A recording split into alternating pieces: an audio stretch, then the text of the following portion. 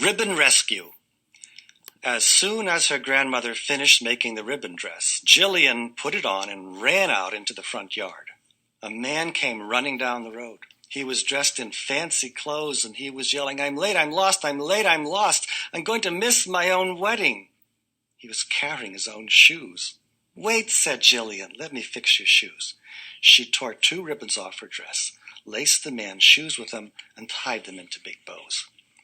The man said, "Thanks, I may be late, but I'll look fine." "Wait," said Jillian, "why don't you take my brother Lewis's skateboard? He has grown up and doesn't use it anymore. Just keep your eye on the church steeple, and you'll get there." "Thank you," said the man. "I'll bring it back as soon as the wedding is over." Then a lady in a fancy white dress came running by. She was yelling, "I'm late, I'm lost, I'm late, I'm lost. I'm going to miss my own wedding." "Well," said Jillian, "at least I can fix your hair." Jillian reached up and tore 8 ribbons off her dress. 1, 2, 3, 4, 5, 6, 7, 8. Then the lady bent down and Jillian fixed her hair into 4 enormous ponytails with ribbons at the end. "And now," said Jillian, "take my mother's bicycle. She has grown up and doesn't use it very much. Just head for the church steeple and you will be there in no time." "Oh, thank you," said the lady. "I might be late, but at least I will look okay." She gave Jillian a hug and rode away on her bicycle. Then a family came down the road yelling, "We're late, we're lost, we're late, we're lost. We're going to miss the wedding. We haven't even had time to wrap the present." "Well," said Jillian, "I can wrap your present." And she wrapped the present with 5 ribbons from her dress. The family said, "Oh, thank you, oh, thank you, thank you, thank you. We may be late, but we will have a lovely present." "And now," said Jillian, "take Lindsay's wagon and Haley's scooter. They are sort of grown up and they don't use them very much. Just keep heading for the church steeple and you'll not get lost." They all gave Jillian a hug and raced off. Then a man came running down the road, yelling, "I'm late, I'm lost, I'm late, I'm lost. I'm going to miss the wedding." Suddenly he stopped and said, "Oh no, it's lost." "What's lost?" said Jillian. "The ring, the wedding ring," said the man. "I lost the ring." "I'll help you find it," said Jillian. She crawled around and got quite dirty, but after a while she found the ring in a mud puddle.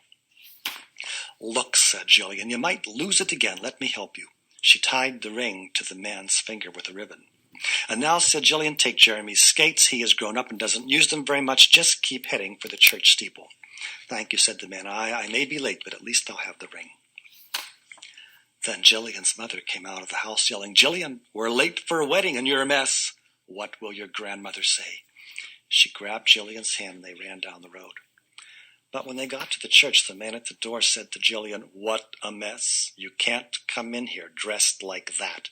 But, said her mother. "That's okay," said Jillian. "I will sit on the stairs and wait for you."